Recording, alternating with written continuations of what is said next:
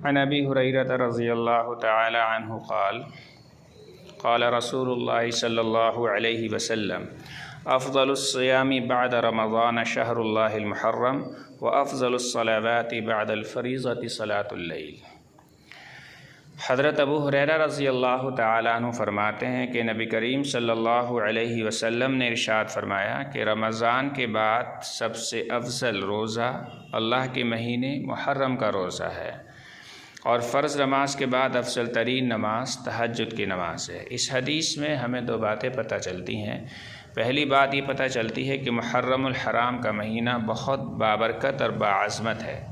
اس مہینے کی بہت ساری فضیلتیں ہیں، جن میں دو کا ذکر حدیث پاک میں ہے۔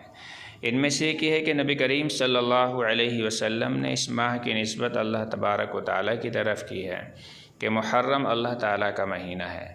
دوسری فضیلت یہ ہے کہ اس ماہ کا روزہ تمام نفل روزوں سے بہتر ہے، یعنی رمضان کے علاوہ جو 11 مہینے ہیں ان میں اگر کوئی نفلی روزہ رکھتا ہے تو محرم الحرام کے پورے مہینے میں جب بھی روزہ رکھے ان روزوں کا ثواب بہت بڑا ہوا ہے۔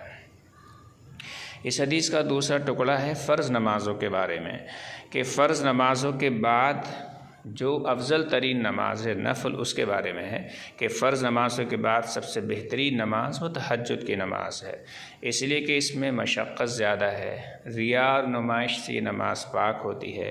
حدیث شریف کا مطلب یہ ہے کہ تہجد سنن مؤکدہ سے بھی افضل ہو، اور یہی رائے حضرت علامہ شبیر عثمانی رحمۃ اللہ علیہ کی ہے۔